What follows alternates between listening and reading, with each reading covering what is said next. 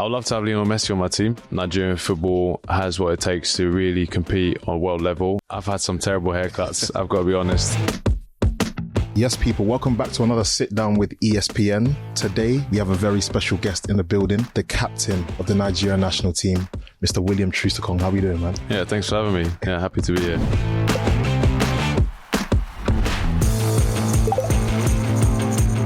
Obviously, just fresh back from Nigeria. How was the trip? It was a really special trip. I think going back home to Nigeria is always nice. This time was slightly different because it wasn't to play a game. It was to play a game. It was a charity game with the foundation that we have, the Troost-Ekong Foundation, and it was also the first time that I brought my wife and two oldest kids and some of my family to Nigeria. So yeah, it was like a really wholesome trip, and yeah, I think it was a great success. Is there one player, could be at any period, a current player, a retired player, that you wish was Nigerian? I'd love to have Lionel Messi on my team. I don't know if he has something, maybe a grandfather or great-great-grandfather who's Nigerian somehow. But yeah, I think besides that, we've got some fantastic players. I wouldn't want to wish anyone else to be part of the squad. I think between the players that we have now and the ex-internationals, we've got something really special. Who would you say is the toughest player that you've ever faced? Most difficult player would probably have to be a player called Scuetta. He played at Atalanta at the time, and for one season in Italy, he just had me on toast. I think home and away, I had a really tough day. I've played against some great strikers. I think besides Mbappe and Haaland, I think almost all of the ones that we see nowadays, I've had a chance to play against them. And then the other one, consistently with goals, probably has to be Cristiano Ronaldo. I think we played against each other 5 times, managed to beat him twice, but the other 3 times, yeah, I managed to get some goals against me, so I'll probably have to give it to him. What are your favourite footballers to watch right now? I love watching William Saliba. From my perspective, a really talented central defender. Of course, Virgil van Dijk. And besides that, probably Lamine Yamal is very exciting. Ademola Lookman. And then lastly, Victor Osimhen. Yeah, you know, when you watch a game when he's playing, you're almost certain that you're going to see him rip his mask off at one point because he's going to score. Who would you say is the greatest Nigerian footballer of all time? Automatically, you want to lean and talk about, you know, your JJ Okochas and those kind of players. But I think I'll have to stick with my generation. I think Victor Osimhen has the potential to be the best player that we would have seen in the Nigerian shirt. Pure talent-wise, I loved playing with John Obi Mikel. I think he's very underrated. When I played with him at the Olympics, he played as a number 10. The Super Eagles played as a number 10. And I think then you really saw his talent and maybe why he got signed at Chelsea at the age he did. This one might be a bit easier to answer. Who's the greatest African footballer of all time?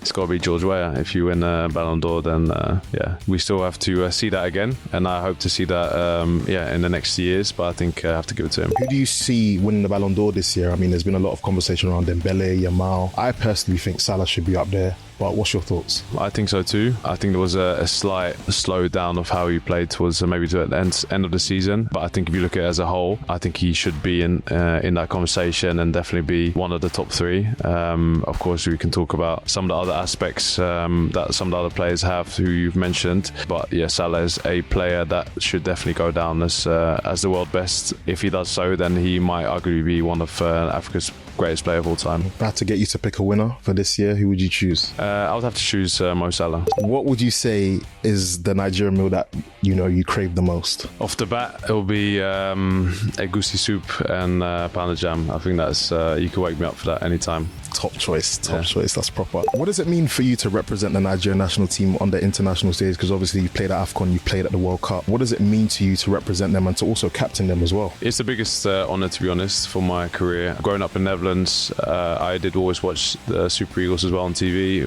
whenever my dad was with us at home. It was something that I dreamt of, felt like a really far dream from where I was in the streets in the suburb of Amsterdam. But yeah, when I actually got that chance to play, Steven Keshi gave me my debut when I was 21. I never really looked back, and I think if I look about my career now, whenever I speak to anyone in the world about different things, whether it's playing in the Premier League or the Serie A, it always gets charmed by what I've achieved with the Super Eagles. I'm not done yet. I still want to win an AFCON. I want to play another World Cup, but it's been something that I'll remember for the rest of my life. Growing up in Amsterdam, did you always feel connected to your Nigerian roots? Yeah, so I spent quite a lot of holidays in Nigeria. So my dad always lived in Lagos. My mum worked for an airline at the time, so we could travel quite easily. Every holiday was in Nigeria, and when I then had a chance to play for the Super Eagles, arriving in Nigeria wasn't anything new. The food, the culture, the people, that was very much part of my upbringing. What's your memories of Steven Keshi, obviously the last manager to win the AFCON with Nigeria? He was quite intimidating the first time I met him, because when you see him on TV, he doesn't smile a lot. He also has a very serious face and can be quite animated. But at other times, when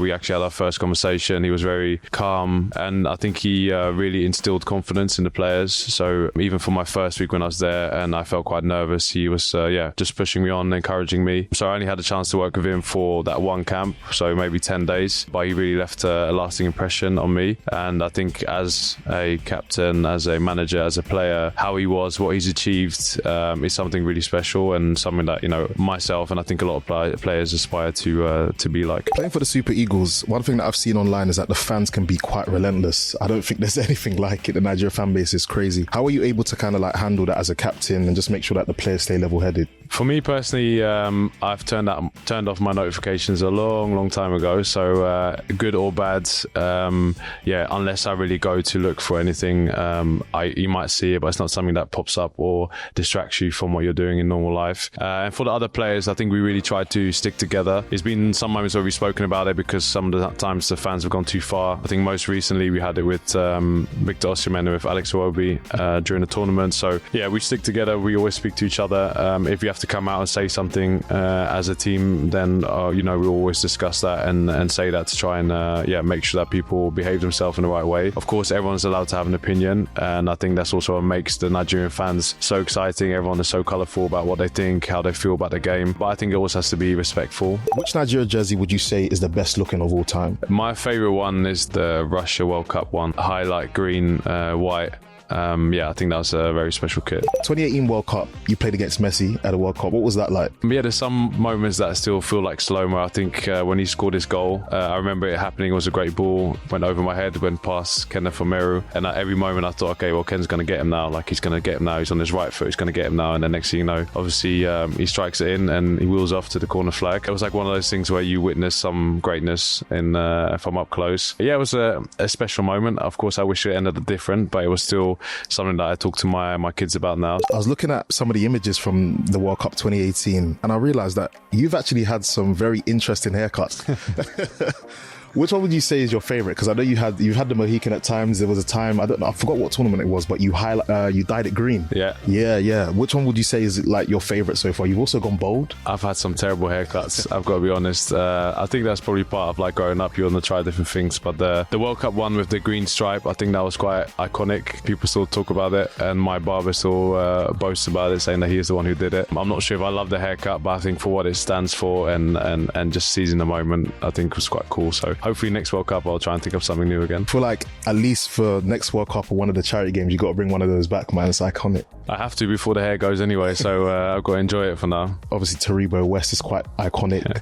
Ahmed Musa's had his fair share. Who would you say is your favourite outside of yourself? I think most iconic hairstyles right now has to be Victor Osimhen. When I first saw it, I wasn't the biggest fan, but now I think if I were to see him without the blonde high top, then I think I probably wouldn't recognise him, because I think it just is synonymous of who he is. And also in the celebrations with Napoli and Galatasaray, I saw so many fans try to recreate that in the mask. And the best trim might have to be Shemi Ajayi. He always has 360 waves, looking very sharp, and I know he really looks after his trim. And then you've got Alex with the coloured dreads. Talk to me about the current landscape of Nigerian football at the moment. Obviously, back-to-back African Player of the Years. How exciting do you think it is to be a Nigerian footballer now, to be a fan of Nigerian football? No, it's really exciting. I have always been of the opinion that Nigerian football has what it takes to really compete on world level. What we see now with Ademola Lookman is the story of a Nigerian player in the diaspora who's come through now, a South London boy, coming back to his roots and going on to be Africa's best. And of course, Victor Osimhen is a kid who grew up in Lagos, really tough upbringing, selling water in traffic, working side jobs, hustling until he got a chance to play the Under-17 World Cup. So there's two different universes almost that come together in in the team with the Super Eagles now, with what we see as the in-it boys and the boys who are born and raised in Nigeria. But I think for the future of Nigerian football, they need to continue to focus on how they work with the under-15s, under-17s, under-20s, because then I think Nigeria's going to be a superpower. And now we have all the talent. I just think that we are lacking some of the other parts to really make us compete with the world's best. I want to get into some music questions now. Who would you say are your 3 favourite Afrobeat artists at the moment? Favorite right now would have to be Ogunleye Black, Benson, and Ashake probably. That's good. Who would you say is one player that we should be looking out for in the Nigerian team? Yeah, in the Nigeria squad. Rafael Onyedika. I think he's had an amazing season at Bruges. He's now starting to really stamp his authority as well within the national team to try and get a set starting shirt. But I'm a big fan of his, and I think he's got great potential. Talk to me about the Troost-Ekong Foundation. What inspired you to get that started, first of all? It was something that I always dreamt of. I always felt like I wanted to do something to give back. Last year when we had the AFCON, it was a moment where I had so much reception and love from the people in Nigeria. So I thought that was the perfect time to try and use that momentum and give back. It was a lot of work, and we thought, okay, it'll be perfect to do that with a charity game. And then, from there, we've been 1 year now, and this was the second charity game. And been so good so far. Obviously, a lot of celebrities playing that charity game. Which one has surprised you the most in terms of tech? Ogunleye Black, because he has a lot of talk about football. He's always very exciting whenever he speaks about players, and always has a great opinion, so people always want to see him play. Last year he got an assist, and this year he got a goal, so he's backed it up now twice, so I've got to give it to him. Let's talk about Scuetta. Obviously you've been working with the brand for a while now. Talk to me how you first got involved with the brand actually. One of my oldest teammates, a guy called John Bostock, we played together at Tottenham Hotspur when we were kids, and he brought and talked to me about this new concept that came out, this new boot. He introduced me to Jake Hardy, the founder, and then on top of that, because it was the first 100% eco-friendly boot, I think that was something that I was learning about at the time, and something that I was also quite passionate about. So we had the special Scuetta AFCON edition, and now we've got some really exciting boots with us as well today. Any players you'd collaborate with? If I had to choose one now, maybe Lamine Yamal, just because of who he is and who he's going to be. And if we ever get a chance to play against each other, then I'll definitely whisper in his ear to see if he wants to wear some Scuettas. Boom, William, thank you so much. Thank you. Great, appreciate it.